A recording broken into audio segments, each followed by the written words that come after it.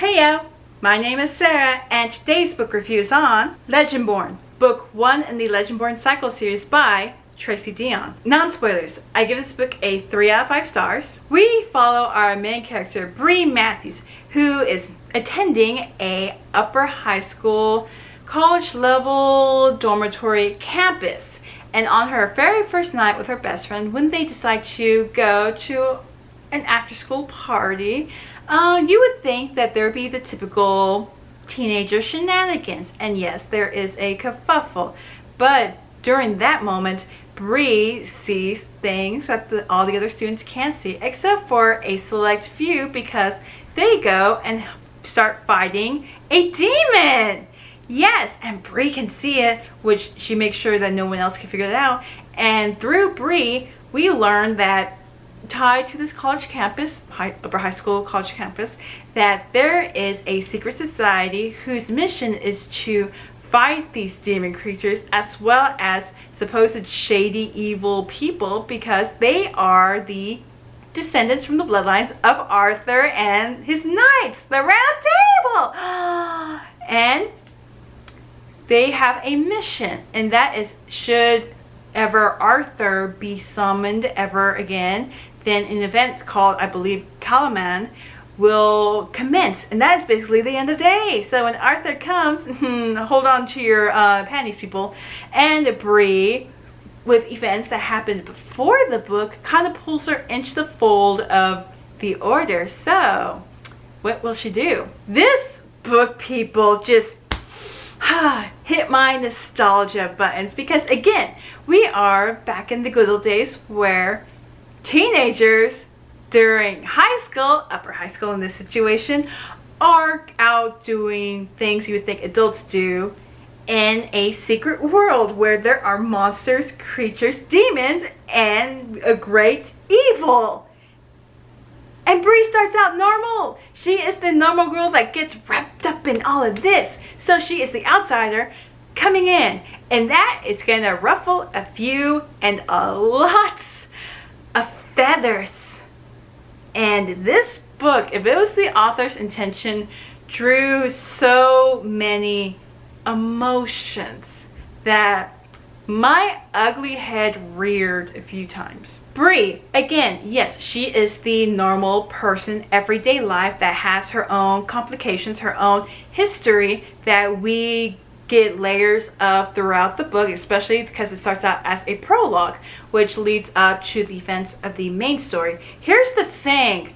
As Bree is unfolding what happened with the events that happened in the prologue and how it ties in to the Order and how she in a way needs to infiltrate the Order to try to get the information that she needs, we realize that there are things that are going back way further down the line.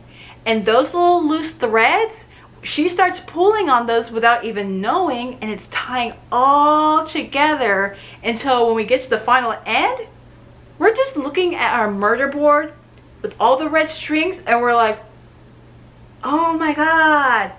And then you remember there's a book 2, and then the book 3 that just recently came out, and we know there's a book 4 in the works. So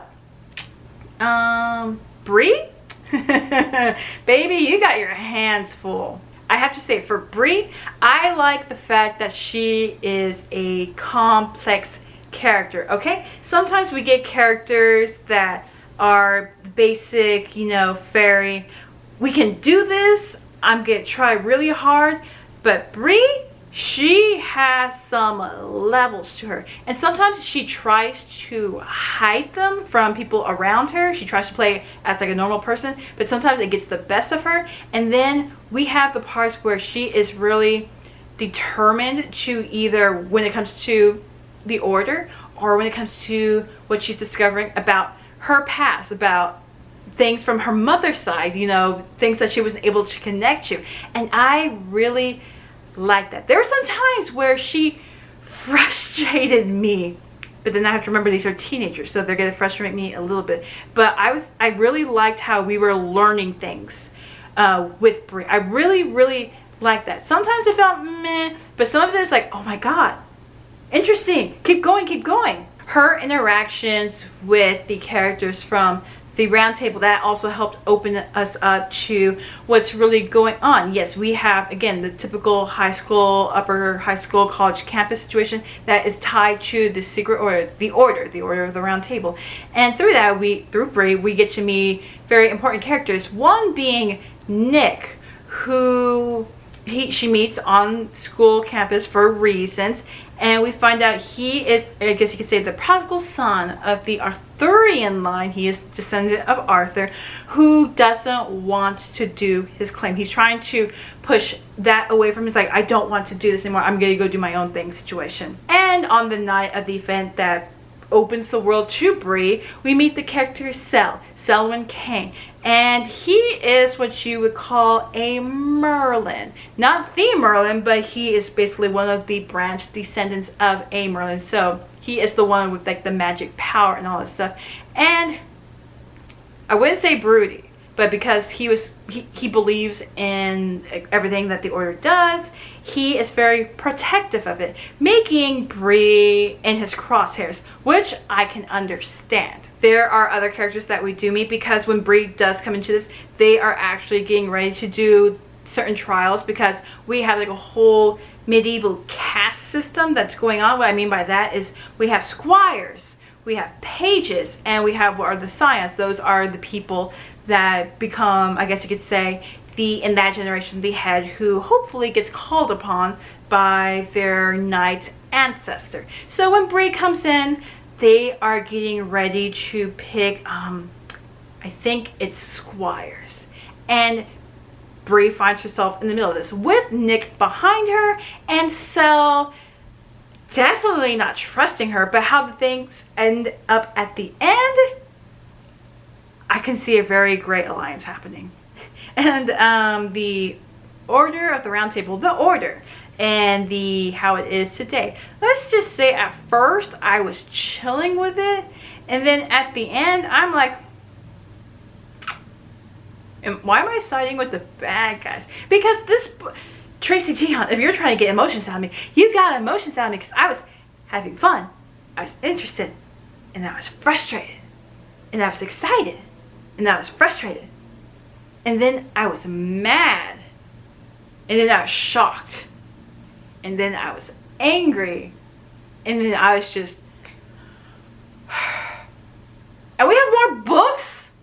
Yes, this book is a literal roller coaster with twisty turnies, and it toys with emotion. It toys with my emotion, with all the discoveries and what Bree's going through, and it pulls out emotions from Bree, who again is a complex character, and her reactions to the situations that she is being put in, valid. And then there are the things that I really, really, really wished we got more of, but I get it. We're unfolding stuff, because there are, I could say, little side quests in the story, and they were exciting. They were fun. I wanted more of those, and I hope in the later series we get a whole big expansion of it, because if we think that the Order of the Round Table is its own little world, there's another world going on in the background, and again it ties back to Bree, and it was exciting and I loved it. But that's as much as I can get into non-spoilers. This book touches on the nostalgia of, again, girl from our world accidentally stumbling into the fold of a secret society based off of legend, and she just happens to be at the right place at the wrong time, where we might get a supposed evil that was prophesized. So if you like those good old times, pick this up. So yeah, Legendborn, book 1 in the Legendborn cycle series by Tracy Dion. 3 out of 5 stars. Bye, non-spoilers. Shoo. Spoilers. So, like I said, there was an event that happened, a prologue to the story, where Bree sadly lost her mother. There was a car accident, and this was, I believe, 3 months before she moves to campus. She had a fight with her mom because she wanted to go to school. Her mom really didn't want her to do it, but she applied, she got in, and they had a fight, and then it's one of those where if you look back, you wish you could have said something else, because a tragic accident happened. And that begins the complexity with Bree, because back when she was at hometown, people were giving her that pity look, that sad look, oh, that's the girl whose mom died. So she started getting this kind of anger, resentment, hate situation where she started locking it up, and she just wanted to try to be normal, start a new life, but she still had that in her, which bubbled to the surface every now and again, especially when we get into the order. Well, first night, actually, she and her BF, Alice, moved to campus. The location is called Chapel Hill, and what I mean by it's an upper high school, college, campus, dormitory situation. I'm getting Code Lyoko vibes for their way of living. It's where your last 2 years, if you get accepted into this very prestigious upper learning, you can take college course classes. So yes, it is very prestigious, and again, it's one of those where it's an upper high school, but they also call it a college situation, so I'm just calling it a higher high school learning area. And she and her BF, Alice, are roommates, they're buddies. And the night they are there, another friend who they knew back in their regular school, who's been there for like a year, invites them to the quarry, where all the kids, all the cool kids are hanging out, having fun, jumping into the water. Y'all have fun with that. And it's not really vibing with Bree. I mean, she's there, but she's not there, alone situation. And even Alice is like, eh. And they're like, okay, let's just try to mingle, not get in trouble. And if things just get out of hand, we're cool. And even Alice is like eyeing Bree, because Bree's watching the kids, you know, into the water. And she's like, don't do anything stupid. And Bree is like, I'm just gonna go watch. And Alice is like, So Bree is watching these kids jump into the quarry, and that's when she feels someone watching her, and she's like looking around, and it's the classic dude, all in black, leaning on a tree. And that's when we are introduced to Selwyn Kane, aka Sel, and he's just like being moody, he's being weird, he's being quiet, he's being mysterious, that's the word. And they really just have like an awkward conversation, because he just like says something random, and she's like, I'm not gonna jump. It's like, and he just like, you know, counts like they have a interaction. And that's when some football players get into a fight, and like everyone's surrounding them, and like fight. They got the cameras recording, and that's when Bree sees something shimmering above them, and she's like, what is that? And then when it solidifies, are like winged, monstrous demon creatures. And before anyone could like, you know, freak out, that's when Sel, along with another student named Victoria, comes out, and they basically mind wipe people and compel them to leave. And they do this to Bree, and she's about to leave when she breaks out of it, and she's like, what is going on? And of course, what I would do, hide in a bush and see what's going on. And she sees Sel summoning fire and Tor using a bow that manifested, and they are fighting these now solidified monster creatures. And when they are done, they're like, okay, some more are around and we gotta take off. While Bree is in the bush like, what did I just watch? But you know, things can't go as we would like, because some teenagers got caught, meaning Alice and their other friend Charlotte, the one who was there before, by the police. And this is where the book likes to touch on very certain topics, especially with Bree, because as you can tell by the cover, she is a young black teenager. And the setting is like a little bit, I think, in North Carolina, so there is some lingering stuff with the public. And that is with the interaction with the officer, because he automatically lets Charlotte off with a warning, but he takes Alice and Bree, because Alice, I think she's Taiwanese, half Taiwanese, and there's Bree, and they look different. So the cop singles them out and he's gonna take them to the dean. On the way there, the cop driving runs into Cell and Tor, and they're talking. I'm like, okay, some regular humans are in on this as well. Shady. Let's just pretend, because they don't know that their little compulsion did not work on Bree. Of course, they go see the dean, and the dean gives them warnings as well as, I guess you could say, scheduled times with upperclassmen so they can learn by better examples on the proper way to behave. And Alice kind of does snap at Bree, but I think it's more of the heat and the tension, because again, it's something that the girls would never do. And girl, Alice, Bree wasn't gonna jump into the query, but I think the tension, the situation with them getting caught and brought to the dean and knowing how strict her parents are, I think Alice just snapped in that moment, heat of the moment. And they do make up after a while, and so I was like, oh, about Alice, but after we got to know a little bit more of her, it's like, okay, it was just a moment, it was just a moment, it was just a thing. We also learn, because as Bree is thinking, like, you know, what happened back there, she realizes that this situation, what Cell was doing to compel the people to leave, she remembers actually that 3 months prior, when her mother died, there was an officer there who was letting her and her father know what had happened, that there was an accident. And she remembers feeling that same feeling that Cell was using to do the whole compelling, which we find out is later called a mesmer. She was mesmered with her father. And she's like, okay, that is weird. Why would an officer do that when my mom died? So is there a connection? Meaning, we have our first line on the murder board, people. We meet Nick Davis, the person that she is assigned to be with to get a better example, and he is just a shiny golden boy who's very happy. So I was like, oh my god, we got a golden retriever. He is trying to be nice with Bree, and of course she's like, doesn't know how she can feel about that, very walled off.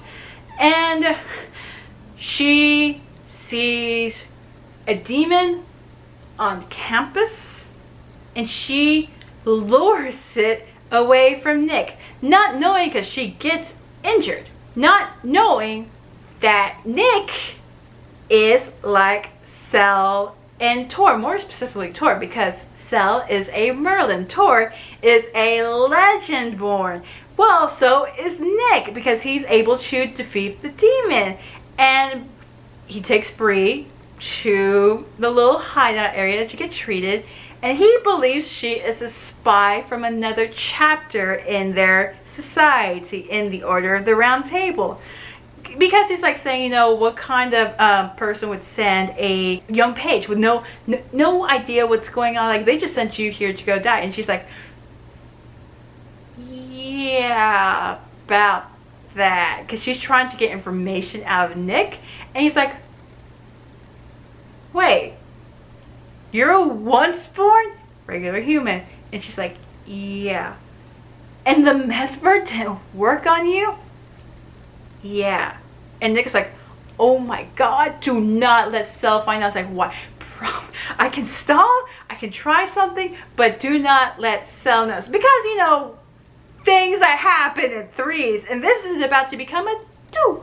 Because Nick he hears Cell coming, because he brought Bree to their healer, the one good healer in this little area, and Cell found out. And so Nick is trying to stall, and Bree is like, I gotta skedaddle. And she opens the door, a window, and me and my stupid self, I would have jumped. She's like, I think on the second, third floor, and I'm like, that tree looks close. But she's like, she panics, she looks, she stalls, and who comes through the door? Cell. Very pissed. And she's like, okay, pretend I don't recognize. I can do that. I am scared out of my wits. And Cell's like, okay, situation wasn't good. I didn't do a good job. So I am going to try to mesmer her again and make sure it's official.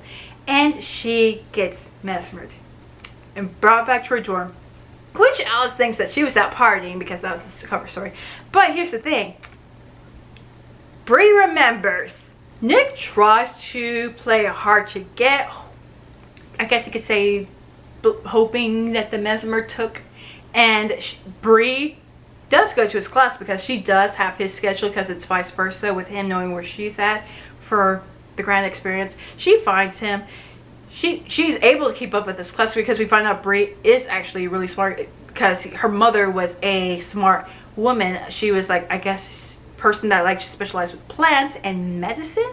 And so Bree kind of just like picked up on that. So she's a really intelligent young woman, and she's able to keep up with the advanced class that is like an upper level for her. And she's trying to get some answers out of Nick, and he's just basically saying, you have a clean cut, you have a clean slate, stay out of this. And what does Bree do? She Googles up old museum saved by the city buildings that you go to. And after some Googling, she finds the lodge, the little HQ where this chapter of the order is. She literally Googled y'all's location, and she went there. And this is where my fanficky mind went a different direction. I will get to that after the spoilers.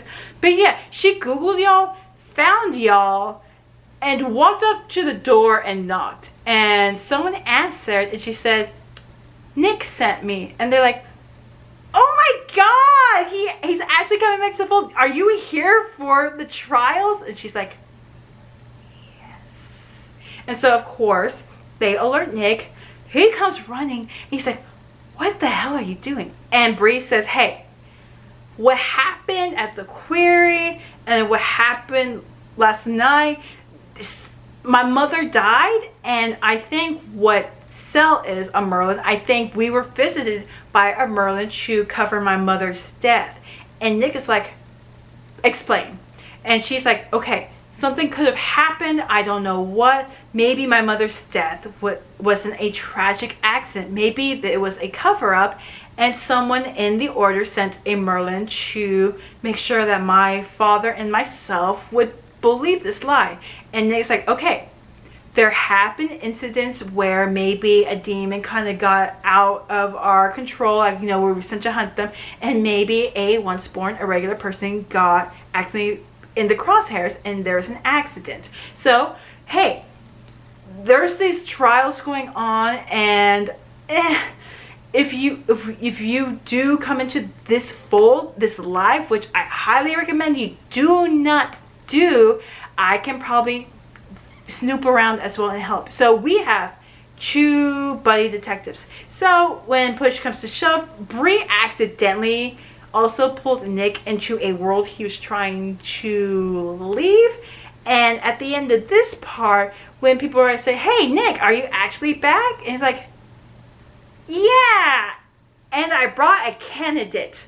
Where I was like, again, fanficky mind, going somewhere else, we'll tell later. But I feel like this little action triggered a lot of things, and that was Bree bringing in someone who specifically did not want to come back to you. It's like stuck in between a rock and a hard place scenario. We meet some other candidates because this selection is for a bunch of nominated pages, and we meet Whitty, we meet Greer, and we meet some other characters, Craig, Vaughn, and they're all there to, if they pass the trials, they could possibly become a squire to a scion. Those are the current generation, hopefully to get called by their ancestors. And because Nick is nominating Bree, who is an outsider, again, that ruffles a bunch of old traditional feathers. But Whitty, Greer, and we also meet the person that answered the door, Sarah, who are very there for Bree. They are very excited. They are there with open arms. And tonight is the night where the pages take their oaths before they begin their trials. And the oaths basically bind them to the old ways of the order. So basically what they say is law. So one of those where if you go against the law, the words that you spoke at these oaths, then that is betrayal to the order, and you can have like a negative reaction to that. So that is this night. And so to get to the location where they can pledge their oaths, Bree and the other pages are with another spell to blind them from the location. It's one of those little secret things. And Nick is leading Bree to the location because the ones that are nominating the pages, they're the ones that are leading them to the location. And this is the beginning of to where I cannot say Cell was wrong because he was kind of right, because he attacks Bree, who at the moment is kind of blind right now, and Nick is fighting Cell off, and Cell is like, she cannot be human, she has to be a demon in disguise, because things that come in threes are bad, and this is number 3. First was an accident, 2 was a coincidence, 3 to him this is planned, and Bree somehow now has her hooks into Nick. And Cell is Nick's King's Mage, meaning they were bonded together at a young age, and I think each Arthur descendant had the King's Mage because there are other Merlins, but so far I don't think there was any other mentions of a Merlin being bound to another scion. So Nick and Cell bound together. Nick wanted out of this life. Cell is very protective of this world, and Bree is in the middle. So what are you gonna do? I know. Nick's dad, I'm just gonna call him Davis, that's her last name, shows up, and he's very excited that his son is like coming to his senses. And he looks at Bree's like, thank you for bringing my son back into the fold. And he looks at Cell's like, you need to calm down. You kind of look like you're losing it. We take our oaths, and the ones who are doing the nominations for their pages, they say which bloodline they come from, and they do the words. Well, one thing that Nick didn't tell Bree, because he kind of gave her the quick 30-second Thug Notes crash course about what this world is and who they descend from, he forgot to mention that he was from the line of Arthur. And of course, we're talking about that later. But she does do the oath. It does take, so again, Cell is the one doing the oaths. When one of the scions, I think Lamrock, gets called, the knight calls upon the scion, and it's where when you get called, you get some of the abilities of that knight. Meaning something bad happened, because we have a leapfrog effect where if one person gets called, okay, then we go up the number. We go from lowest to highest to Arthur. And I think this was number 4, meaning something's happening. Something weird is going on. And of course, Cell takes care of that person. He takes them back to the lodge, and everything's like, okay, this is kind of weird. This is kind of scary. And then we get attacked by a demon. And it's supposed to secure the location. And of course, they tell the pages to run, because some of them have trained, some of them have trained this for their entire lives, a Bree normal person, but they haven't fully fought demons that the older, more veteran people have. Bree runs after, after getting stalled, and they say to run, but one of the demons goes after her and tries to use her to catch Nick. His father is injured. He does get injured, and it's one of those at the perfect moments, because before Nick can get taken, because they're there for Nick, Bree, after getting free, bear hug body slams one way, and Cell is swinging with his power the other way, so good coinky dink. We meet Will, who is their healer, and he does take care of the people that were injured and Bree, and he does shoo Cell off because he's very on edge from the last attack, and again he thinks Bree has something to do with it, and Will's like, get out of my workspace before I kick you out. And you really can't say no to the only doctor who can heal people. Will is also a very good information person because he does fill in some of the blanks from what Nick told Bree on the rundown, so he clarifies on the lineages. He also says the last time that Arthur was here, I believe, again, it was called Calamon, and in the time, and that big fight against the Shadowborn, that's what Cell thinks that Bree is, the bad faction.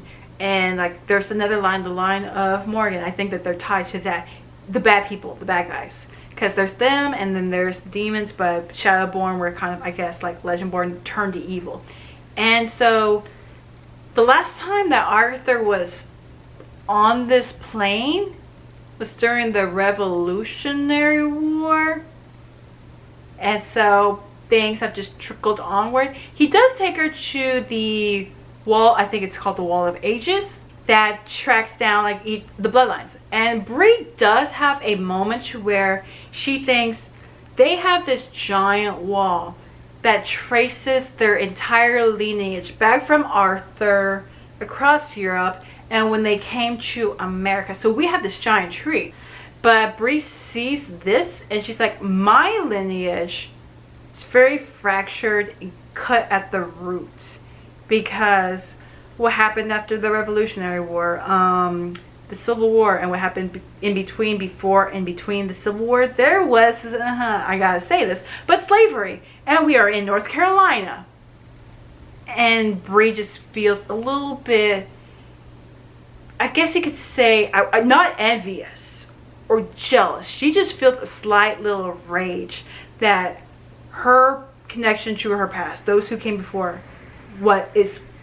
she doesn't have that connection, especially now that her mom has passed, while this marks everything.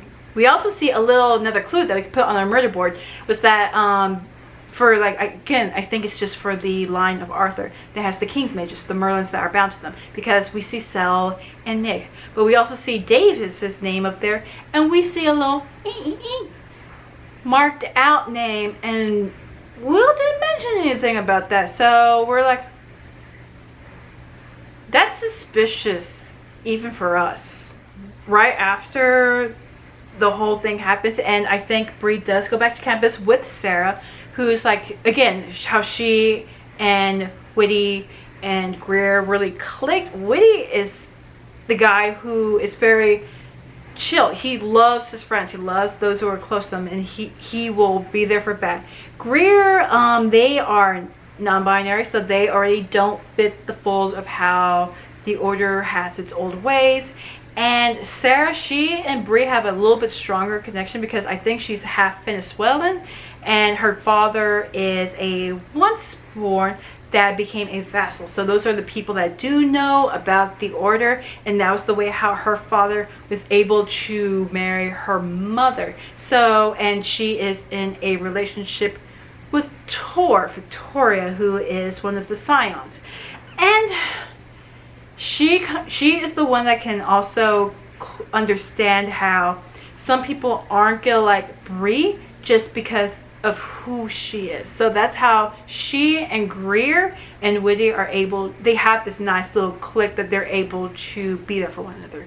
So when Sarah and Bree go back to campus and, you know, they say goodnight, Bree has a moment where after everything that happened, everything's trickling in, she actually does what Cell does, which is manifest mage fire. Cell, I think it was green, but it's like a magic fire, magic aether. That's like the power that they can, you know, call upon, use, and attack with. Bree accidentally does this when she's having negative emotions, and it's just bright red and orange flames, and she's like, oh my god, if I do this in front of, anyone from the order, that's just gonna confirm their suspicions that something weird is going on, and that's probably not gonna bode well for me. So what Bree is known to doing when she wants to lock up her emotions, she puts up level after level after level and level of security and shoves all of that down below. And that's what she does with the mage flames, hoping this doesn't come back to bite her in the butt, which I was like, please don't let this backfire on us. Alice did snitch to Bree's dad. It's been a few days on campus, and she's already suspecting, Bree's might need some help. So she called Bree's dad, and Bree's dad hooked her up with a therapist because she really doesn't like to talk about her mother's passing. She basically says, yes, my mom died, but she completely avoids either how that makes her feel or tries to reminisce about her mother's memory, making her feel like the good connections. She doesn't want to basically feel that. She just wants to be matter-of-factly, my mother died. And now we find out that there might be a connection to the order. So her father connects her to a therapist named Patricia. And this is where my side quests I loved, because again, there apparently is a whole nother world out there, because Patricia did know Bree's mom. In school they kind of said hi, hello and everything, and then she asked if her mother taught her about roots, and she's like, what?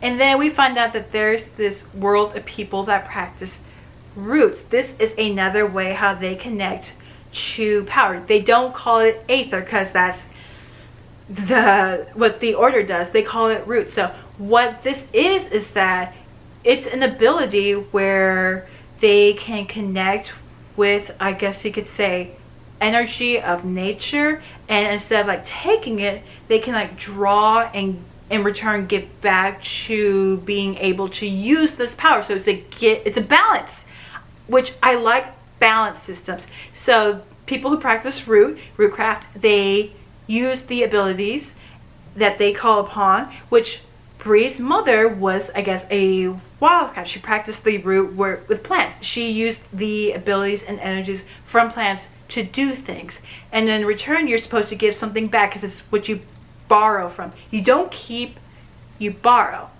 And when Bree says aether, we get a negative reaction, and that is because it's connected to another craft, one that is not good, which is bloodcraft, where you take and you keep. And that is what the order has with the aether. They take from before and they keep and they give next to. So this was a big world expansion that I was really excited to see. And every time we got to see more, I was really excited. But every time we left, I was like, do not take me away from this. So this is the way how to introduce Bree, because she didn't have her mother to teach her this stuff. And we're like, why? But this gives her a possible connection to those who came before. We get ready for the first trial. And of course, Bree is starting to learn that she can smell aether in a way. So that's interesting. And she can sense when Cell is lurking. So for this trial, it's one of those where the science, they watch from a distance, and it's the pages that walk up to where the location for the trial is. And so, yeah, Cell is lurking around, and Bree's like, come out from the shadows. And he's like basically saying, I do not trust you. You are, in my eyes, a danger to things right now, because I have to agree, right now to him, Bree is a wild card that he believes is a demon in disguise and is up to something. And she is already being shady with her secrets, and he knows that she is hiding things. So it is a miscommunication that is understandable, but he is not going to try to do anything right now. He's going to see if she can reveal herself, slip up in a way. So I was like, again, through this book, I couldn't be angry at Cell because he was kind of in the right. Bree was hiding things. She wasn't there exactly for the cause. And Coinky Dinky's 3 times, not good. Cell is on guard. The first trial is a tag team where two pages get teamed together, and Cell, he's able to manifest, project some hell creatures. So he makes like a hell boar, like boar that's on fire. And the task is to get a mannequin to the other side of a location undamaged, so unharmed. You are taking a wounded, unconscious team member, and you have to get them to safety as a team. Each team group gets called by as a big rally group, and so Bree is paired with another girl named Sydney. And these mannequins are heavy, but Bree has to try to figure something out because she gets that opening that Sydney's what's the word? She has an opening that Sydney made for her, and there's a hellbore. But thinking quickly, Bree leads it to a tree, and I think she has a weapon for for the trial, and she manages to take it out. So it's one of those where luck was on our side, and she and Sydney get the mannequin on the other end, and they pass the trial, and everyone else finishes there. So we had some failures and we had some victories. Victory! And of course the signs up above, they're coming down the hill to congratulate those who passed, like hey, you'll get it next time. When a hell snake comes and attacks Nick, but of course Cell takes care of it. It's another breach in security. So what is going on? Bree and Nick do bond, they do connect, because again they are working together to first make sure she passes the trials, and in doing so they're going to start trying to snoop to see if there is a connection between her mother's death and what happened with a possible Merlin. And their connection grows deeper to where Bree is just talking about what happened to her mom, and Nick brings up the fact that his mother tried to leave the order with him. And since he is a descendant of Arthur, that was basically a strike against the order. It was an insult. And they didn't get far. She tried to run with him in the middle of the night. They were found, they were caught, and Nick was separated from his mother. He was brought back to his father. And so a few days later, he sees his mother and he runs to her because he was a kid at the time. And she sees him and she's like, who does this child belong to? A Merlin had wiped her memories. And I'm like, why are you giving me fruits basket triggers right here? So that's like a reason, like a big reason why Nick tried to put as much distance between him and the order. He was trained from all his growing childhood of, you're a descendant of Arthur, you're gonna do great things, but he really loved his mom, and what that happened, that was like basically a big, I don't want to be a part of this. And with this bonding, I'm like, y'all know me. For those of you who know me, I am a big, waving the flag here, advocate for friendships in these books. And that's what I thought I was going to get with Nick and Bree, because how they start things out, like, they didn't know they could trust each other. But as things went on, they had a very, two buddies in crime, two detectives side by side looking out for each other's backs. Their friendship was, yes, I love this. And then the romance flag waved. They gave a quick kiss and they're like, don't know how this could happen, but yes, they start falling in love with each other. And like, dang it, I liked the friendship, but nope, the romance came. Meaning, I hope what I smell isn't around the corner. The next therapy session with Patricia, she practices her rootcraft by connecting to an ancestor, which allows her and Bree to see through the memories. So it's like a good way for Bree to get introduced to rootcraft.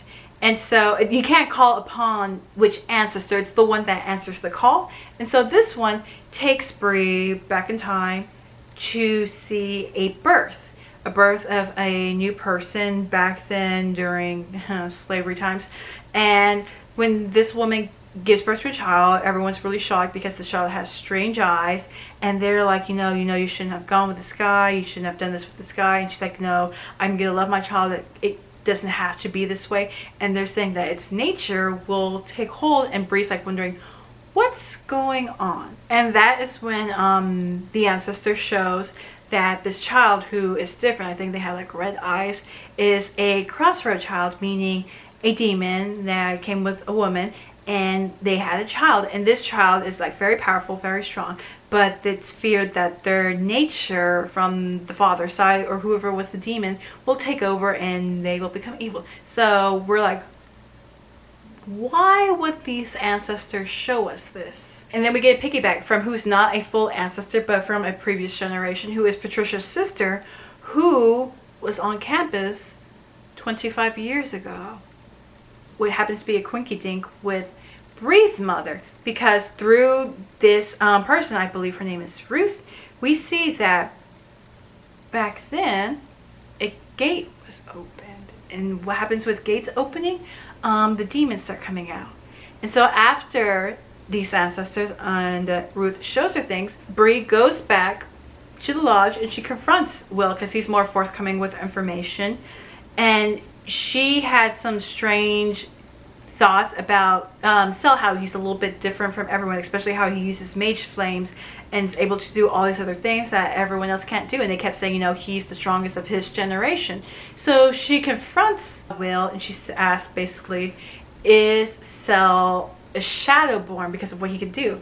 And Will says, okay, so the descendants of Merlin, the other Merlins, to have all of these abilities, well, they kind of did, and it's like a whole bloodline thing coming down. And so here's this, and like this is top secret information. So he has some demon in him, and of course I think she might have accidentally played her hand, but Bree calls out, you crossroad child, and that is a shock to Cell, and it's enough for Will to get her out. So yeah, we have a confirmation that Cell might have a little bit of demon in him, but that's because of Merlin. So we'll put that one on Merlin. The next trial is, midnight scavenger hunt, meaning task is trying to get as many items as possible. The only problem is that, the more you get, the more it's going to attract the manifested creatures that Cell created. He also, made the items, but someone else was hiding them, so even he doesn't know. So each page is given an upper body and a scion in a way. But because Nick has been endangered twice, Cell's like, for security reasons, I will go with Paige Matthews, which we're already like, okay. But, Cell, this was a little funny. He was just following Bree around as she's trying to unravel the riddles. These are riddles. I would have failed this hard. But yeah, he's just like, just lounging around, just keeping an eye on Bree, seeing if she'll slip, because she's like, I'm making all these noises and everything. And he's like, yeah, there's a type of demon that can do the same thing. You're not fooling me, so I'm just going to keep a tight eye on you. She does find some artifacts, and it's like, okay, cool. Nothing's chasing us right now. And I think they go to a graveyard where I think Cell is a little bit done with the shenanigans, because he does call upon one of his creatures and corners Bree, and she is trapped, and he is seeing if she's going to reveal herself to save her hide. And she's like, you are crazy. And he's still a little mad of what he heard her talking to Will about, finding out he is somewhat part Shadowborn and a little bit demon in him. So he's all, but then all of a sudden, we get caught with our pants down because we get attacked by hell foxes that suck up aether, meaning that little creature that Cell had gets every mage flame, every weapon he tries to create, and these little things are running around attacking them, and they're like, run. Even Cell's like, run. So Bree, out. We are being chased by aether-sucking foxes, and no one knows where we are. Did I mention that? No, we are on our own. No one knows this is happening. We are trapped in the dark. And you know, there is a moment where it's a close call because again, Cell can't use this ability because the foxes are taking it, and Bree, in this moment, panics, negative emotions, fear, anger, hate, frustration, terror takes over, and what leaks out? The mage flames. And Cell's like, how are you doing that? And she's like, I don't know. But it's a good enough distraction to scare the foxes. And Cell takes us to a tree, and the tree, after a spell, and they get in, and they're like, shh.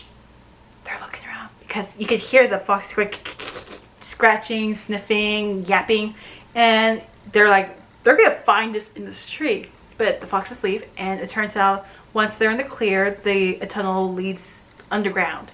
So yeah, we're safe for now because no one knows the situation, what's going on. Cell and Bree do work together through these tunnels. Like, okay, so hopefully the foxes can't find us once we get on the other side of this tunnel. But if they do, Bree, I'm gonna need you to just book it, and I will try to fight them off as long as possible until, you know, either I can defeat them or someone can come help us. So once they get to the other side of the tunnel, you know, it looks like we're in the clear, and they get out. But lo and behold, no, the foxes did find us. Cell does fight them off. He has that, you know, surprise is no longer on the enemy side, and he is using, I think he did manage to get his hands on a weapon to try to fight them off, and Bree is doing her best to evade. But of course the mage flames come out, and she one punches a fox, and it kind of does get stuck, and she is freaking out. But Cell manages to calm her down and is able to let the hell fox dissipate, the body dissipate. The others do show up. They're like, you know, we didn't know what was happening. We were looking all over for you guys. And I sniffed the air. And I really hope this was a false lead because it felt like it did lead to a false lead. But Nick sees Cell with Bree, and she's kind of freaked out. And Nick, he kind of gets mad. He kind of yells at Cell and kind of gets in between them two and protects Bree, and it's against Cell. So I was like, oh no, please don't let me, I'm sniffing. We go to bed after passing, thankfully, that trial. And next day is another session with Patricia, who introduces us to Mariah, who practices Rootcraft that allows her to get a better connection with the ancestors, because the one that Patricia was showing her is one of those where, you know, the ancestor who decides to come calling grabs you and pulls you into the memory. Mariah has a little bit better with connection to death, so I guess that allows her to maybe suggest someone that's a little bit better. And so she's gonna try to find another ancestor for Bree to do another memory walk with when she touches her, and because she has a stronger connection to death. And this freaks out Bree in a way where it triggers some negative emotions that she's trying to put back when she says, you have a stronger connection to death, because she was instructed to think of her mother, of that love, and think of her love for her mother's mother. So a grandmother that Bree never knew, because her grandmother died at a very young age. Well, not very young age, but when her mother was young, I believe 18, her mother passed from cancer. So she didn't have that connection with her grandmother, meaning she couldn't really feel that connection with her mother when she's trying to think of the happy and then going back to the happy. It's just death and death. And that triggered something in Mariah's, like saying, I smell a lot of death on you. And that in a way triggered those reactions from Bree, and she runs. It is through this session, as time progresses, that at first the pages are getting ready to be trained for the third and final trial, and of course Bree has never been trained her entire life compared to everyone else who did have this training.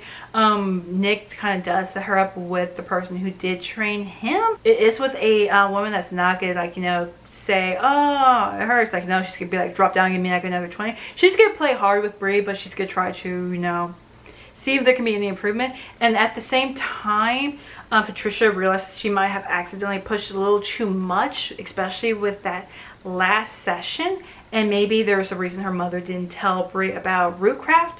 And it's one of those where sometimes the therapist is going to have to recommend you to someone else. And she's going to make that recommendation to her father, because her father thought this would be a great way for Bree to connect to someone who knew her mother. But, you know, Patricia thinks that she might have pushed a little too much on Bree. So she's pulling herself out of the equation, and Bree is feeling like another cutoff moment. Something that she could have had and is being taken away from her. She's not doing so well with the training either, and Sal's being a little quiet, moody, which is scary. But he's been watching everyone train, especially Bree, failing hard a lot. And so it's one of those where a few nights before the final trial, he's like, okay, this is embarrassing and it even hurts me to watch. So come here, I'm going to teach you, I'm going to train you a little bit. And she's like, why? I thought you didn't like me. He's like, I still don't, but I don't want you to fail this miserably. Third trial comes, and it's one of those, when lose a round, you got to win the other two. And so she's still shaky, but Bree does lose the first round. But the second round is against Vaughn, who I said earlier that I really didn't like, because he was one of the most vocalist people saying Bree should not be here and that she was a charity case. But Bree, after a quick session with Cell, I think some people might not like this, but I am a strong believer of good defense, and that can be dodged. Yeah, you can dodge your opponent's attack all you can. They will get tired, and they will weaken, and they will get clumsy. That is what Bree does. She plays the dodge game. She sees that Vaughn is starting to weaken, and she goes in for the strike. She goes in for the quick kills. Not quick kills, but, you know, able to land some blows that she wins the round. Yay! Until Vaughn, sore loser, does this cheap shot after losing, and Bree wakes up in the infirmary after Will tends to her. There was another calling, so I think that was number 3 that was called upon. So now we only have 2 more scions to be called. So when the scion got called, it's usually up to Cell, I don't think I mentioned this, to basically bind the scion to their squire. So the abilities that the scion gets, the squire gets a little bit of them. But in a way, when a scion does get called, again, I don't think I mentioned this, the more power and of the possession that the knight has of that sign, they kind of lose a little bit of their life force. And when the Cell does the binding, he gets a little aether drunk. It's like a lot of power in him. It's like really woozy. And I think he had to do another binding with another scion and their squire. So he is out about causing some ruckus. People tell Bree to leave him be. He'll get tired of it and he'll come back. But she decides to go see Cell for whatever reason. And in that state, he tells her that he has, of course, been spying on her. We kind of believed that he would, but he's been spying on her sessions with Patricia, meaning I thought maybe it was kind of weird that he suspected her to be another demon, but he was mostly pinpointing on her negative emotions with the death of her mother and not very opening up, and he makes fun of her for that.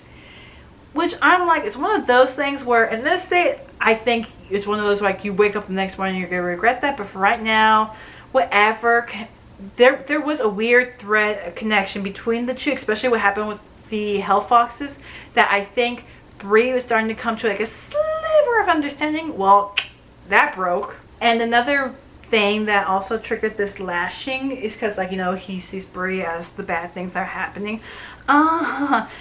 Turns out that last confrontation with, the Hell Foxes and Nick getting in between, protecting Bree and going up against Nick, is that he is bringing up to his father that Cell might not be up for the job as a Merlin and as his King's Mage.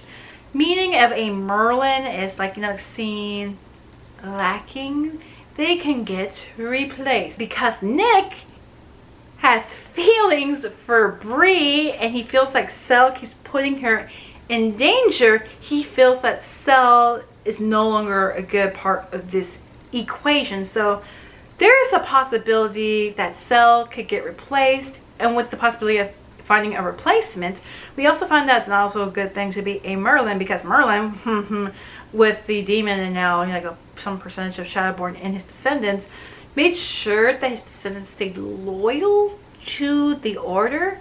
And if not, those oaths that were placed on the Merlins, especially Cell at a very young age, if those are removed, it is said that a Merlin will start going mad, meaning that they are locked up, meaning there's a prison of Merlins locked up.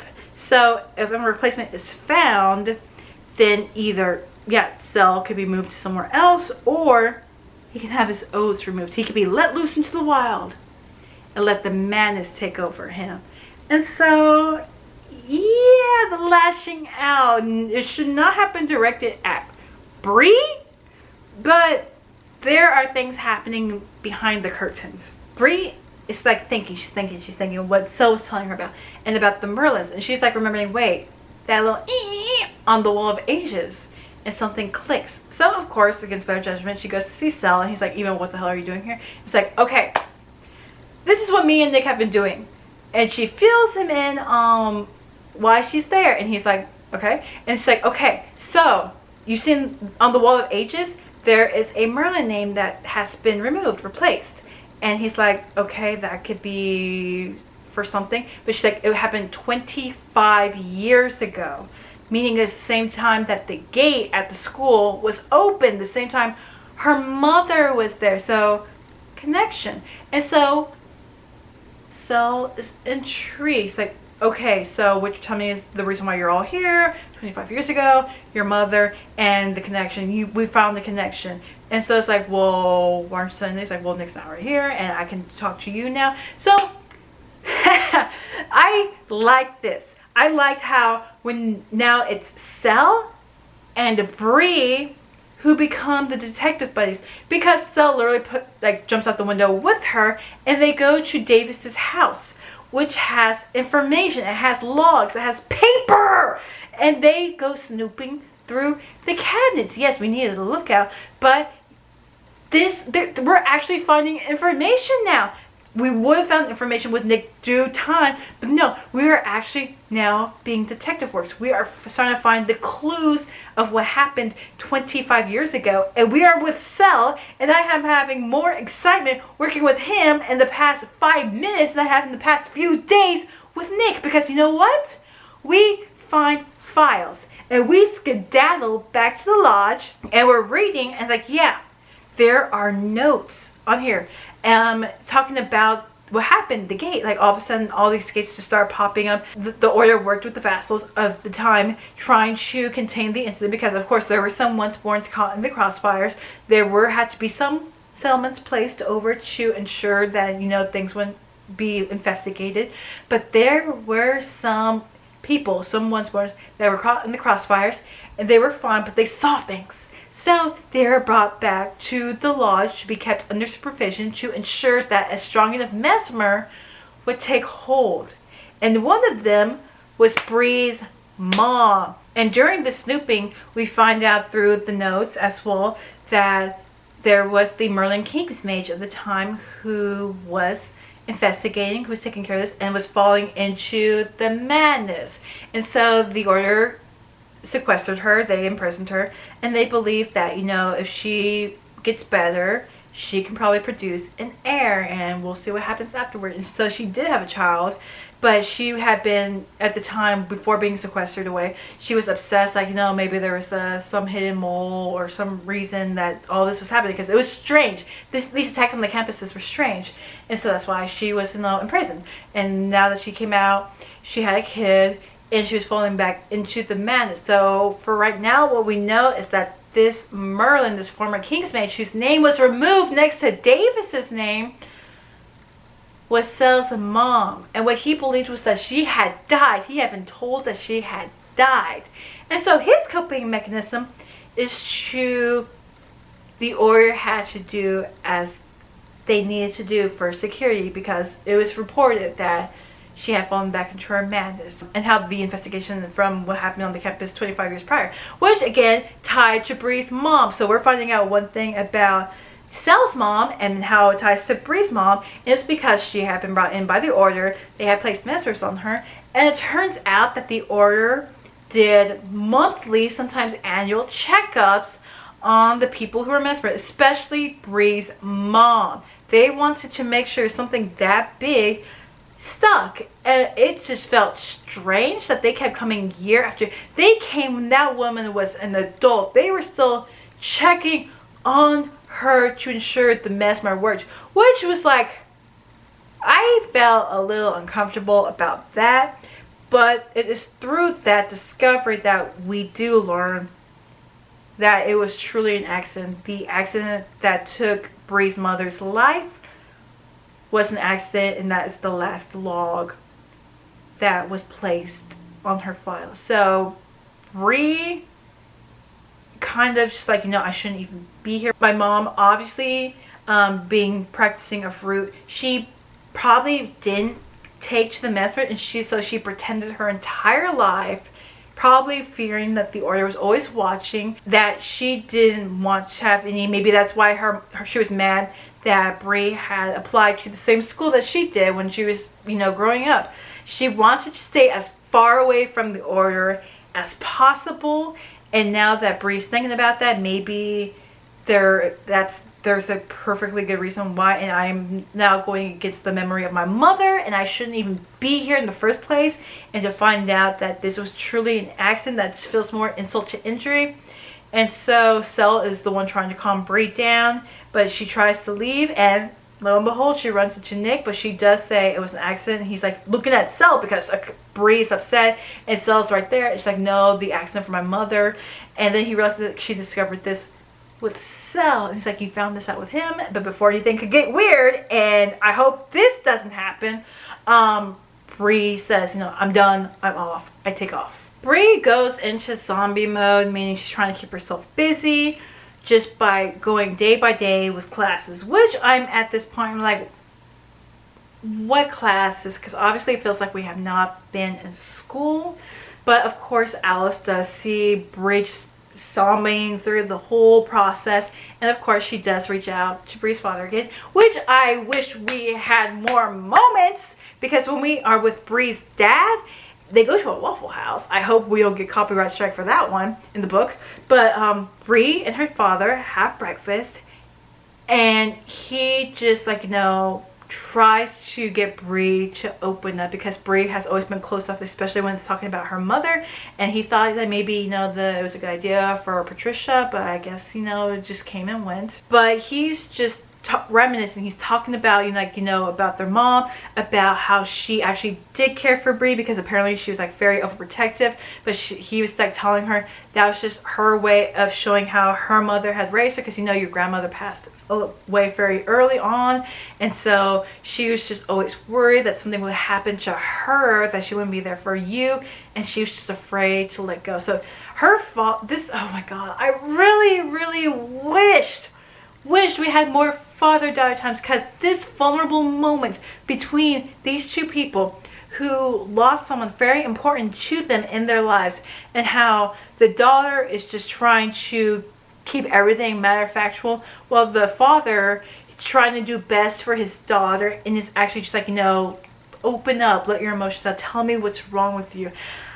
I really wished we had more of this, because oh my god, I loved it. And he does bring a gift to her. He was going through the mother's things, through Bree's mom's stuff, and he found, like, the bracelet box that had a charm bracelet that was always precious to her. And so he gives it to Bree, and when she goes back to school, she opens it, and a silver blue mage flame comes out, meaning Root is tied to this item, the charm bracelet, and she gets pulled into a memory, a locked memory, into this item. And I'm like, yes, I am living for this. Okay, people, I will say this. Part four, that's like 130 pages before the end of this book, maybe 140. I wanted this. I will get into that later, but this, part four got me going, especially when we saw this scene. I was like, onward, people, we go, because the memory was back when Bree was 7 with her mother at a fair, and she told her, baby, I want to practice a speech with you, which was her recording this memory with Root, and she was talking to Bree, to the future Bree. And yes, the message was she practiced Root. Her mother taught her Root. She learned Root, and it was going to be like, a tradition kind of way of teaching Bree. But of course, what happened with things that happened on the campus 25 years ago, that changed things, because you really can't practice when you got a creepy society or they're watching your every move for years to come. But the other big secret has to do why Bree can sense and smell aether. That's because her mother didn't have this information, because this was lost information. Somewhere along the lineage got mixed with bloodcraft. Remember, bloodcraft is like a no. We don't know why at the time, but yeah, that's the reason why the mesmers don't work as well. The bloodcraft, it negates that. It negates that and allows them to have heightened senses to sense and smell aether, which Bree is able to do. So we have a Rootcraft practicer with bloodcraft, and that's like a big secret. And this is what she's trying to tell Bree in the future, because she knows that if Bree is seeing this, that means that she had passed. And another message that she passes on to Bree is like, the reason why she's also doing this and why she was always nervous about her growing up is because, again, Bree's mother's mother passed early on. But it's also learned, like, again, we don't know how this bloodcraft came to be, but we know that afterwards that the power that, was passed on can only last in one person. So from daughter to daughter to daughter, meaning that the mother, once the child is of age of a certain way, something will happen to the mother and they will die. They will have short lives. So she's basically saying, baby, I knew this from the beginning. I knew this would happen. I just really wished that it could have been where I could have told you this all before. Hopefully you wouldn't have to have seen this. But she said she really doesn't regret what happened back 25 years ago. She stood up for herself. She did what she knew was right. She fought back. And so she said, you can either flee. It's good. You can do that. But if you fight, then you fight. You come from a bunch of strong women. So if you see something that you believe in and you want to fight for it, go for it. And at the end of that memory, because she keeps looking up Bree's mom, and she keeps like saying, will she remember, and this woman says she'll remember in time. So there's someone behind there, and that's when the memory ends. Bree gets in contact with Patricia and Mariah, and she tells them what's going on and that she needs to talk to someone, an ancestor. And this time, now that she had that memory with her mother, she is not feeling those dark, deep emotions of that connection. So when Mariah tells her to think of the love for your mother and think of her mother's love for her mother, those negative emotions that she felt at the time, they flow through, they let loose, like go bye-bye, and she just remembers the good, the happy, the loving times that she had with her mother, and she imagines what it felt like with her grandmother. And that's when we find out what kind of practitioner of roots that Bree is. It's mediumcraft, meaning she is a medium for the dead, because lo and behold, who in her body is her grandmother. She's now hosting her grandmother, and her grandma is now acting as a beacon to see if they can call upon like other ancestors, like a more stronger direct connection where she can actually interact with the dead. Mariah, strong connection. Bree, she's actually conversing with her grandmother and her grandmother in return, meaning she can directly talk with the ancestors who came before. And so they're just like, be careful, because if you open a door, who knows what's gonna come through. So right now we just have grandmother, just like show respect for your elders, and I'm gonna keep a lookout to see if we can get someone with more answers. No, this was mentioned earlier on in the story about a gala that was going on, and I felt, Bree, why are we going back? Because she wanted to leave the order, but she calls up the help of Charlotte and Alice to get ready for the gala, who in turn, she was going to go there to officially say goodbye, her official goodbye, because she was going to start her life practicing roots. Because she found out what she wanted from the order, and that was supposed to be the deal with her and Nick. She shows up there. I don't feel safe because, again, everyone from the order is from old way thinking. I do not feel safe in this location, but Whitty, Greer, and Sarah are there. We're going to that table, and I think Will is over there as well. And, you know, they were very concerned for her, and they're like very happy that she's back. They're really loving the dress that was picked out for her. And Nick shows up, and he's very happy that she's back. He's like, you know, we'll talk about it, but I'm really, really happy that you're here. Of course, she didn't get picked from after the last trial, so she's not part of the pages that are going to be chosen to become a squire. But her and Nick do have a dance that gets interrupted by Davis's new King's Mage, Isaac, who I looked, I'm like, ugh. You're not suspicious looking at all. And of course he tells Nick, your father is looking for you. And Nick is like, okay, I'll go, let's go. And Isaac's like, no, I'm going to stay out here. And Bree's like, I don't know, what do you do? What do you do? Do you go? Do you stay? Do you go? And Nick's like, I'll be right back. And he goes to go see his father. And Bree is alone with Isaac, and Isaac's like looking at her. He's like, interesting. Well, thank God, lo and behold, Sel. Best wingman ever. He's like, oh, hey, Isaac, my long time teacher. And Bree's like, oh my God, he's your teacher. Bree, will you have this dance with me? He's like, okay, we're going that way. Again, friendship. I like this. I'm still a little bit peeved about Nick and Bree, because that love just felt out of place. That flag just came and hit me in the back of the head. But this one, this friendship, this alliance between Sel and Bree, I am here for. Especially when she asks him a hypothetical about imbuing aether to an object. He says he can only do it for like limited time, and if it's long, it's gonna give someone like a really bad headache. She's like, what about for you for like years?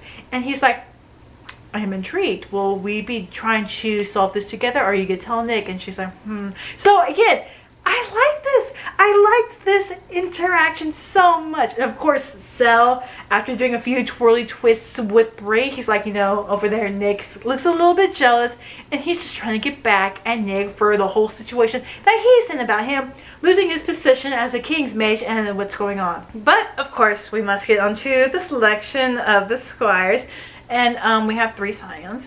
One picks Greer, and another one picks someone else. But when it comes to Nick, I didn't feel safe in this place to begin with.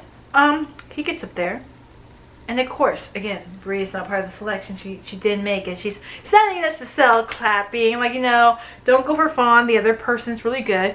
And you know what Nick does? He calls Bree's name. And all that tension, all that bubbling, all those negative thoughts and ideas and vocalizations towards Bree, because she's an outsider, she's different, explodes, and people are just hurling the worst insults and remarks towards her that I'm like, we need to run. We are literally not safe. Even Cell is making a pathway for her, and Greer and Whitty are there as well, acting as shields. And I have never felt like this in a situation before. Like I have said, I don't feel safe in locations. This one, I am trapped in a enclosed area with limited ways of escape in a room with people who do not want people that are not like them there. And they explode because Nick chooses Bree, who is not one of them in any way, shape, and form. And I did not feel safe. I did not feel safe. I wanted out immediately, and thank God Cell super flashes us out of there. And he goes to grab Nick, and I'm like, mister, we are going to talk to you later because Bree was there to say goodbye. And you chose Bree as your page. And when I thought she was going to say no, she says yes. But they're happy. They believe with their love they can stand. They can do this. They can prepare for Kamen. And when Nick gets called away a second time, Bree hears a knock at the door, thinking it's Nick. And then it's Isaac that kidnaps Bree. She wakes up in Davis's office. And the man who was happy that Bree brought his son back into the fold, he basically saw that as a big, good, and done deal with her, and he really just did not want her around anymore. And so we get the fill-in monologue that we're looking at our murder board and we're connecting the dots now. Because apparently there is a superiority complex about some generations, still I think back in the day, really wanted to be called. Like they believed it was their purpose. And every time that one didn't get called and the next generation came, they just had to swallow their pride and hope it would happen to the next. So, first of all, Davis didn't get called, and he really wants his son to get called. And in doing so, to see if he could have gotten called back in the day, he was the one that opened the gates 25 years ago. But that did not work. So, what has he been doing? All these random demon attacks to put people in danger, to speed up the process of the science getting called. Those were him. And it just happens to be a great coinky dinky that Bree brought Nick back into the fold on the day of the oath because his father planned for a gate to open. But he's like, what better way to prove that the end is coming than for, my son to get attacked as well. And he was also the one that placed the seed of doubt that made Cell's actions questionable, that brought him to odds more with Nick, that brought him to talk to his father about possibly getting a new Merlin. That was because Davis did a little, are you sure you're okay, Cell, about she looks normal. He planted the little seed that made Cell get a little obsessive in a way, almost like his mom, how she was obsessed about the events that happened 25 years ago. And now that they're so close, they're just 2 scions away. He believes that if he puts Nick in extreme, terrible, might not make it out danger, we can leapfrog a scion and get straight to Arthur, where he can guide his son in the right direction, where he can put the order back in its proper place. Because of course he wants the way the order used to be back when vassals bowed to the order, not the other way around now. And of course back when the Order of the Roses were, the women of the Order of the Round Table were a part of it. It's like, talking about how some of the scions are women now, they're part of the Round Table. Tor and another scion named Felicity. He's like, it should go back to the way it was, and I can help lead the way back in the right direction and guide my son to his proper calling. And you, Bree, you're a wrinkle that needs to be smoothed out. So I need you to say, I decline the offer to becoming a squire and to never come back to the order ever again. And she's like, what makes you think I'm not gonna tell Nick? And he's like, oh, don't worry, I got something for that. And Isaac comes in with Alice under control, and in front of Bree, starts going day by day, by a week, by 2 weeks of erasing Alice's memories. Something that goes bye-bye. Same thing that happened to Nick's mom, making me think, was that planned as well? But because of this, Bree does agree that not only will she, you know, say no to becoming a squire and leaving the order, she will leave the school as well. As Davis says, you can go tell the dean that you are just unfit to stay with the curriculum. It's too advanced for you. I'm pretty sure it'll be believable. Gotta take that dig in there as well, huh? Because I'm not setting this place on fire at all, am I not? But Bree does take Alice, and she's like freaking out. Of course, her friend's been pulled into this. She lost like 2 weeks of her memories, but Grandma manages to call on someone else, and her name is Jessie. And through Bree, using Bree as like the balance, she is able to return Alice's memories, meaning she remembers what happened. So while Bree is recharging and Alice is taking this information, she's like, so what are we gonna do? And she's like, what do you mean what we're gonna do? Well, you can't just like, you know, let this slide. It's like, well, you're not doing anything. Girl, I am your bestie. I'm staying by your side because we can't let this happen. And you know what happens? An all-out attack of gates opens up on campus, going bang, bang, bang, bang, bang, and everyone is spread thin, and everyone thinks, is this Calaman happening? And you know what happens? Bree shows up, and she's like, I have information. And at the same time, Tor and Sarah arrive, and Tor is injured, very, very injured, and Will has work cut out for him.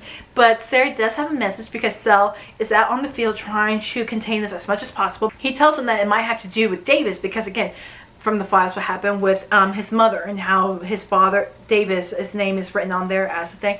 Well, that Bree confirms this because she tells them what happened just moments ago, and we get the map out. It's like, okay, if this is a planned attack, because first of all, we can't get in contact with Davis, we can't get in contact with Nick, and we're spread thin as enough, and all these kids are popping up. We need to know, okay, something's gonna have to attract the demons, right? And that's gonna be like a strong aether item, like from the scavenger hunt.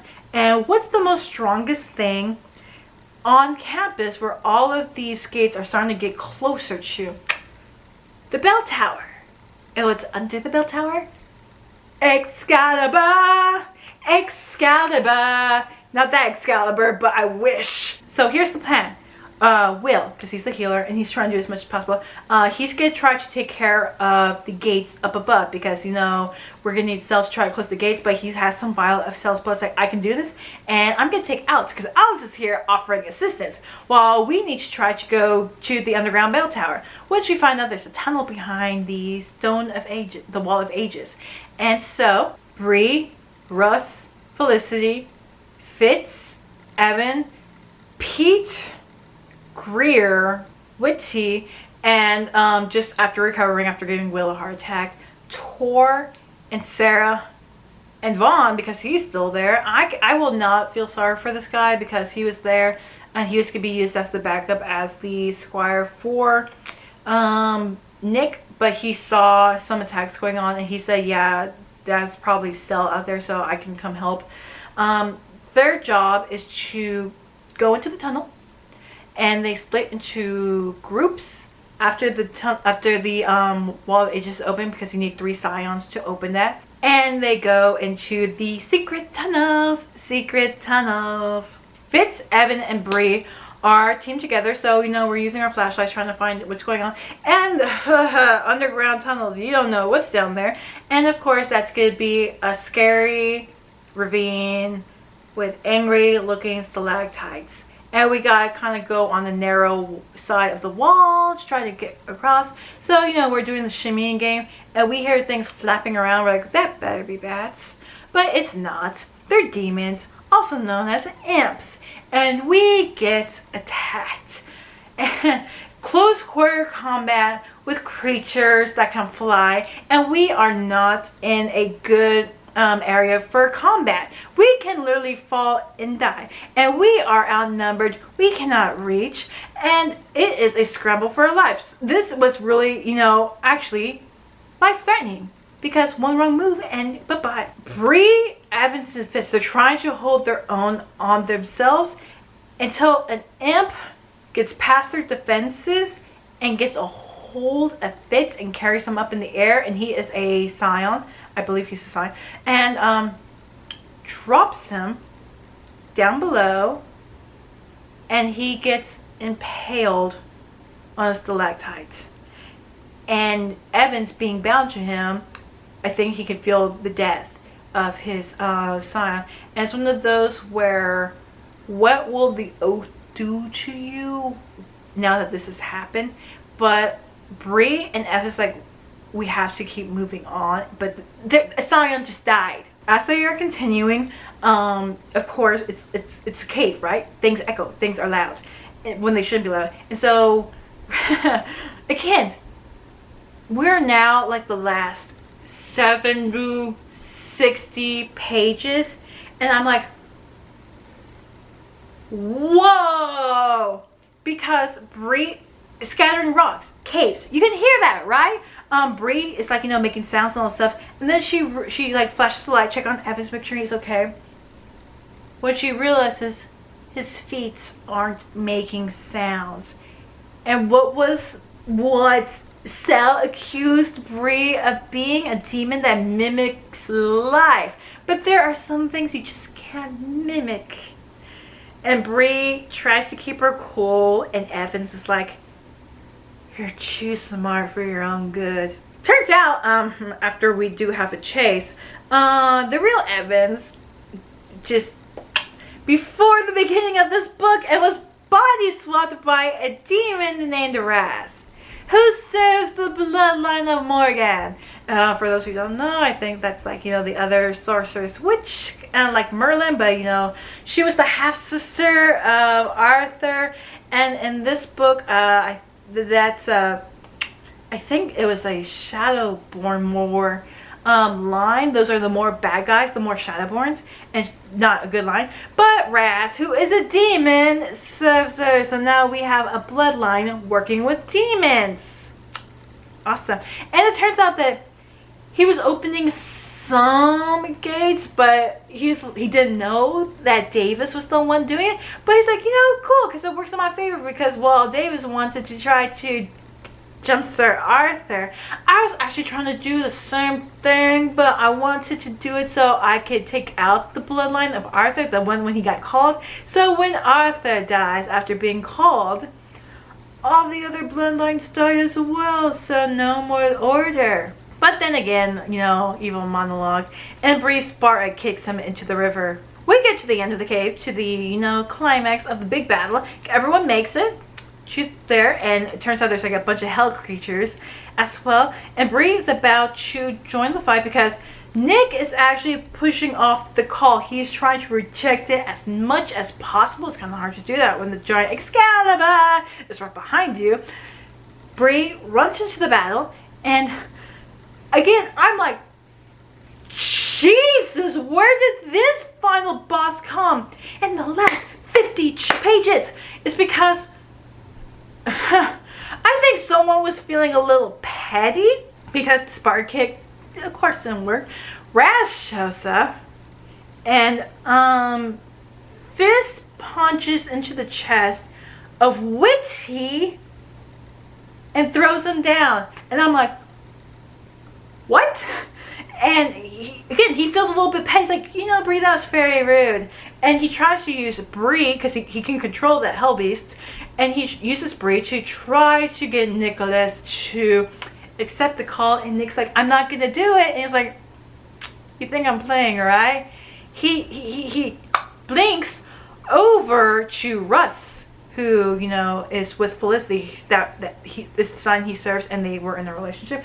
And he grabs the dude, and he Superman throws him into the wall, and that's the end of Russ. And he goes back to Bree. It's like, you think I'm joking, right? Really? We are just introduced into this final boss in the last 50 pages. And you know what makes me go like, Jesus Christ, forgive me for that, but Jesus, is that Raz does get in the neck by a knife, and who flies in? A giant owl that transforms into Cell, and these two kerfuffle. And I thought that this would happen, but don't worry, Cell is fine, because Raz goes one way and another part of him goes the other way. So I thought he broke Cell's spine and threw him into the ravine. No, Cell's fine. He crawls back out. I was like, don't. I was actually like, what do you mean you just introduce us to a final boss now when all of this is happening?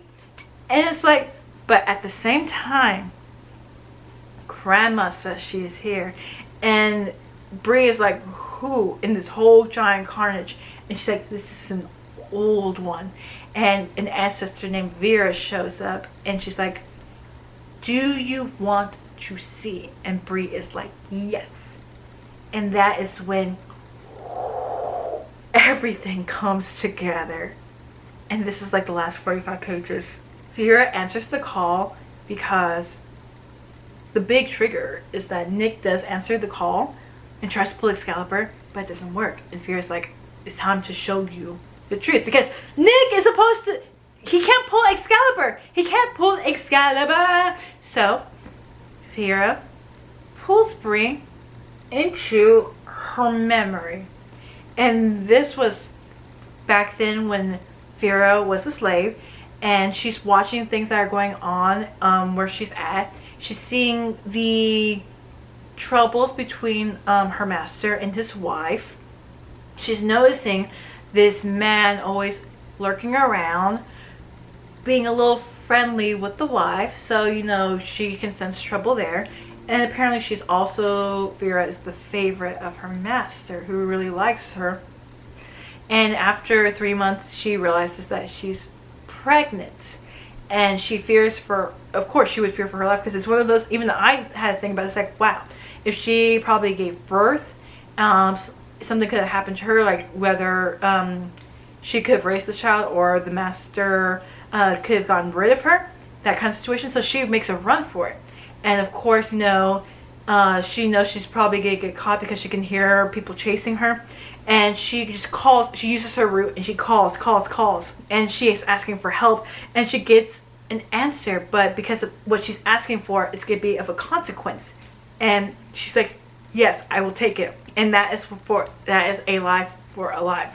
Meaning that's where the mothers and daughters have the short lives span. That is where the Bloodcraft came from. That is what happened. That's how Bloodcraft came to the line of Bree and her mother. And now that's when Vera says, now you know, but now you must also know of a legacy that was forced upon us, because someone else answers the call.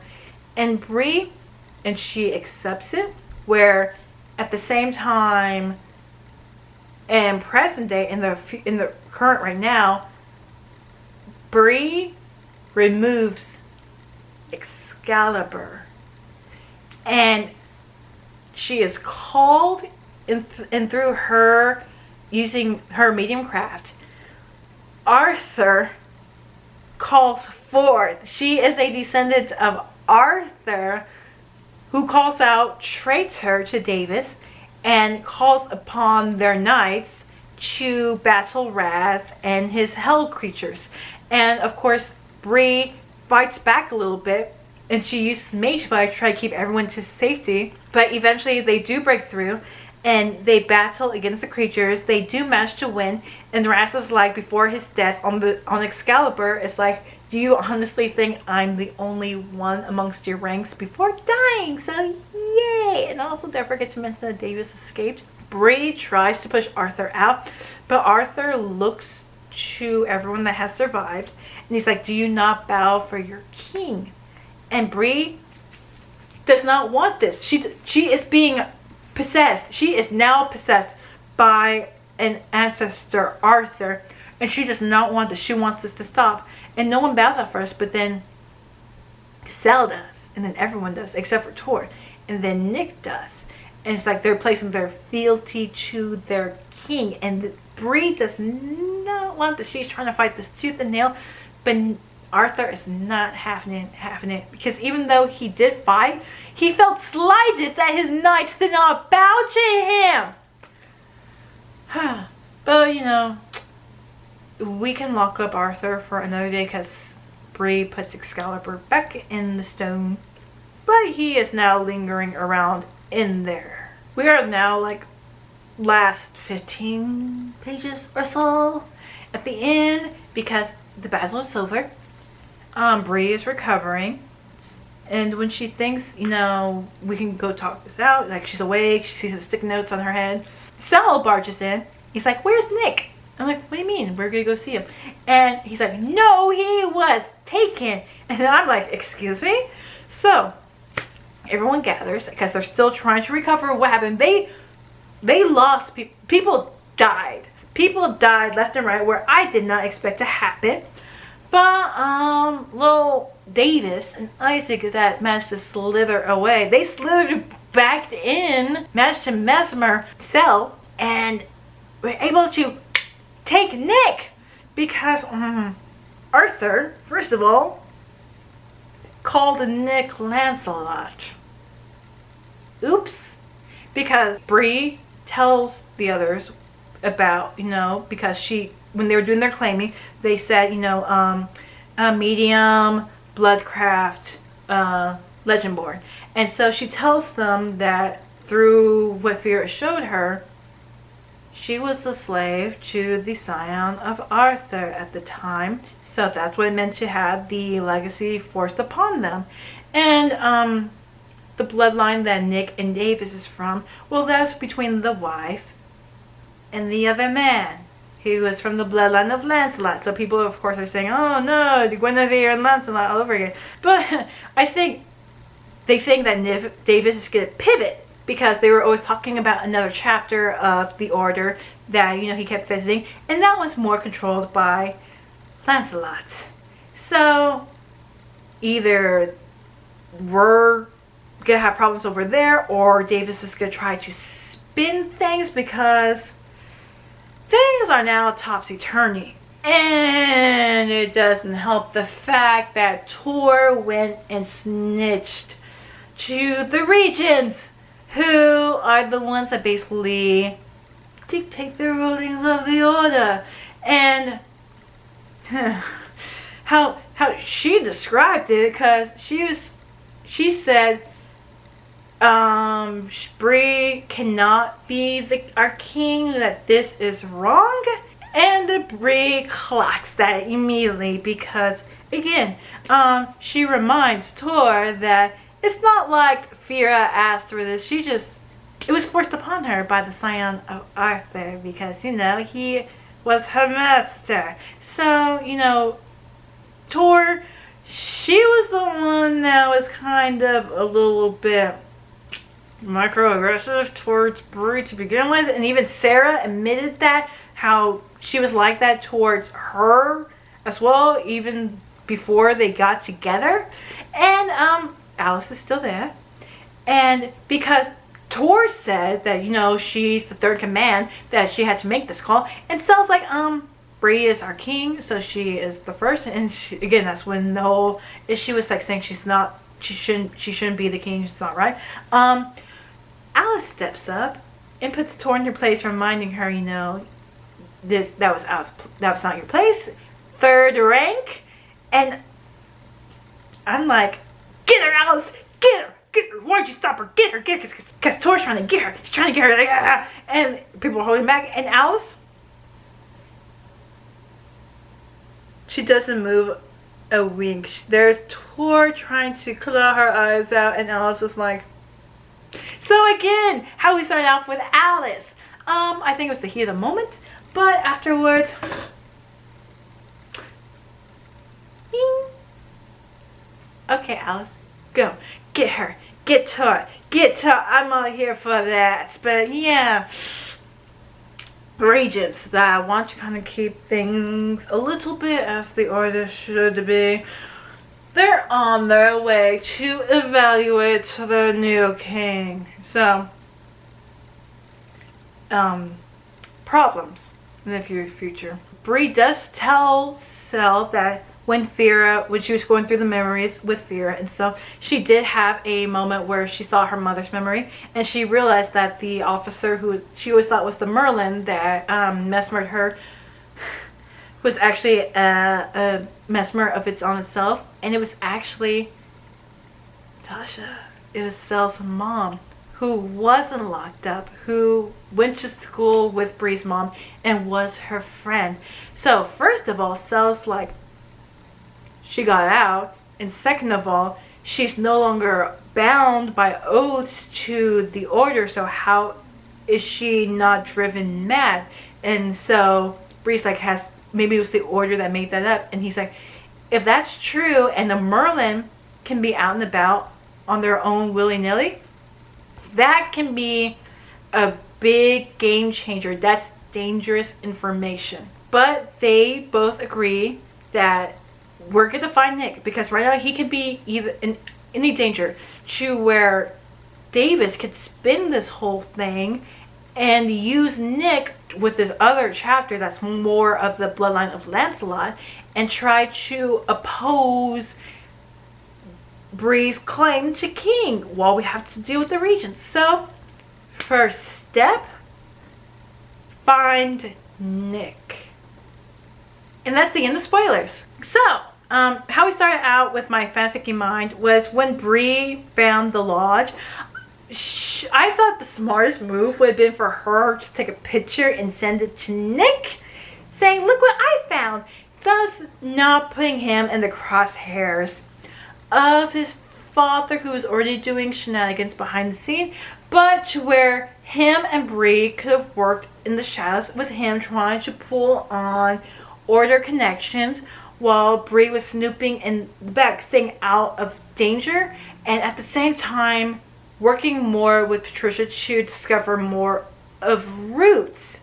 And since no one would be suspecting her, because she wouldn't have dealt with Cell for a third time, her and Nick could have been gathering clues, and they could have been avoiding the trials. I'm sorry, but every time I'm sorry. It's supposed to be about Arthurian legend and today, but every time we got back to the order, especially with the trials, I was like, I don't want to be here. It was interesting, but I was more interested in our side quest, which was learning more about roots and trying to figure out the mystery of Bree's mom. I'm sorry, but we could have avoided the trials. But an attack could have happened where Nick and Cell happened to be in the same place at the same time, and Bree was there to provide support, and Cell would be like, what the hell is going on? And her and Nick were like, yeah, we can explain. Take off, run. And of course, Cell would have been furious, but they would have explained the reason behind this. And meaning, this would have been the first time Nick was in danger.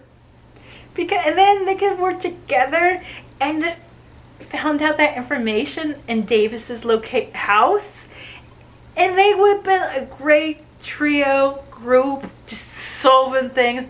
And then the events that happened later could have changed some other way, but we would have came to the same conclusion. Okay, I'm sorry when that romance flag hit me upside the head. I was like, no. But when I saw Bree with Cell, I was like, please don't come around, please don't do that, because I smelt that around the air. But I was like, okay, how we ended off, I love this friendship that Bree and Cell developed. Okay, I really liked how their interactions went. Again, I could understand why Cell was very hostile towards Bree. I understood that. But as things turned and twisted, how they just interacted, and when they put their differences aside and work together, I was here for that. Bree, baby, I am sorry what you had to go through, especially towards the end, and I am sorry for the situation that you're now put on, because I would have just set this whole place on fire, or you know, opened the gate myself to get rid of the order, because that's the thing I found out later in life about these little secret societies with fighting supernatural creatures. The bones that they were built on and the structures that kept them upwards, I do not like very much. I was able to survive a little bit when we were just getting into it, but after that I was like, I don't want to be here anymore. I liked Whitty, I liked Greer, I liked Sarah, I liked Will, I like Nick. I'm having a fun time with Cell. But everyone that believed in the old ways of the Order is still kept that mindset. I was like, can we just set this place on fire and run? There was a brief mention when Davis was trying to make a point of how things should stay as they should. And it was a brief mention of a knight named Agalov, I believe, who had a son named Morian with, as Davis put it, with a Moorish princess. So we could either be in Spain or somewhere in, I think, northern Africa, who had a son and who excelled at everything but was not allowed to sit at the table because it just wasn't how things were supposed to be. That was a random drop to prove a horrible point, but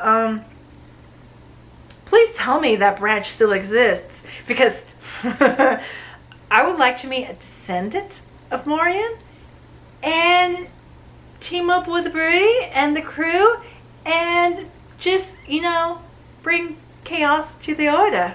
Also want to throw fists with Arthur. Yeah, it's not Saber Arthur, and it's not the ancestor of Excalibur, but this Arthur, I could feel the arrogance in him. I could feel it. I could feel it. I did not like it. I did not like how he took control of Bree and used her. I did not like how he felt slighted after surviving a battle. And I don't like the fact that he could just pop up now again in Bree. I don't like that. I don't like this Arthur. I don't like this Arthur, and I hope we can keep Excalibur down below, locked away under security. But all in all, this felt like a nice little nostalgia trip down memory lane with teenagers in high school,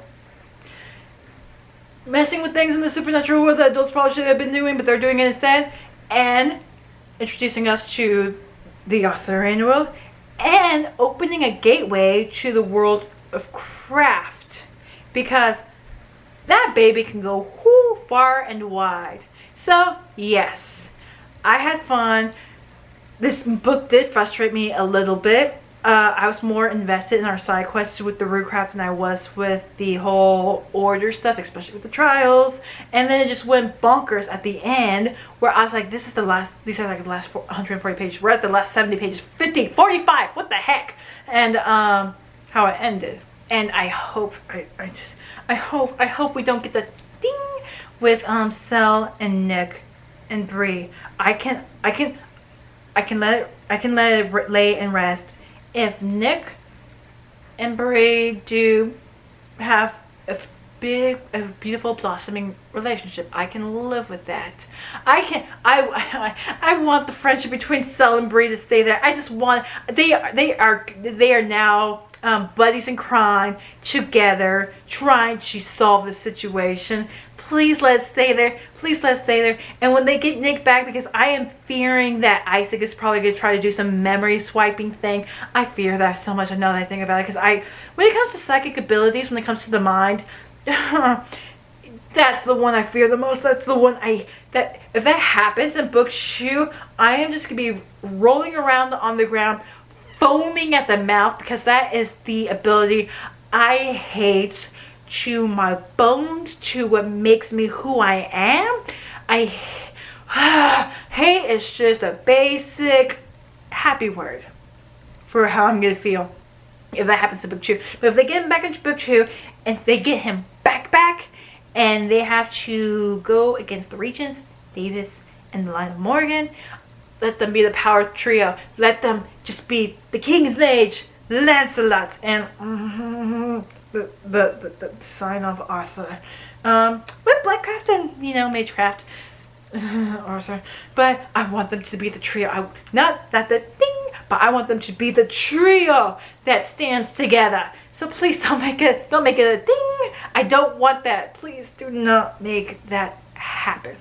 I will say this though, since I'm talking about, how this made me feel nostalgia and everything, how I kind of, fanficky went in my brain, and how I feel about certain things, and I'm really hoping for some of those things to come true in the next book.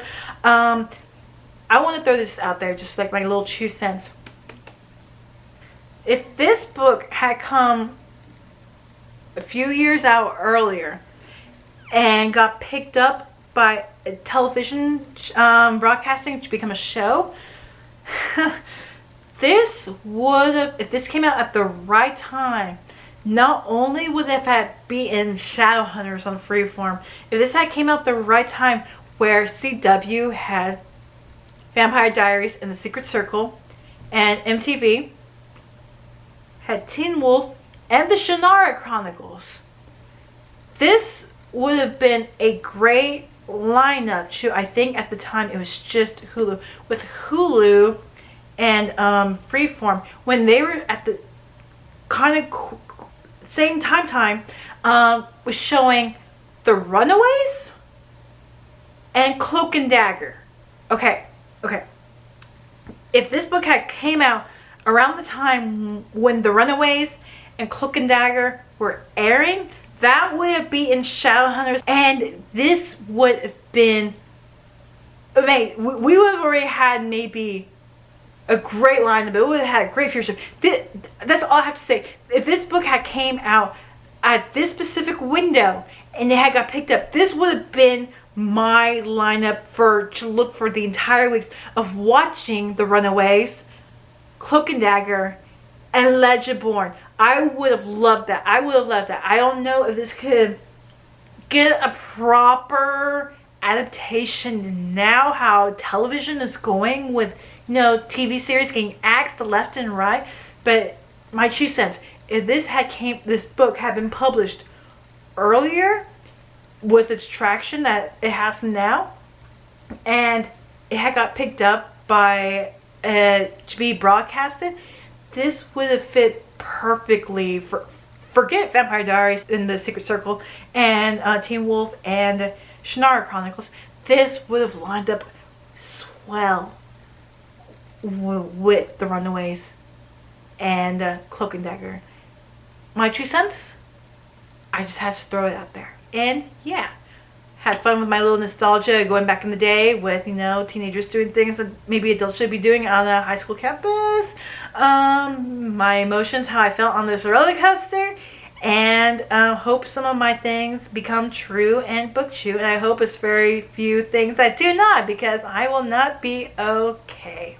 Legendborn, Book 1 in the Legendborn Cycle series by Tracy Deonn. 3 out of 5 stars. My name is Sarah, and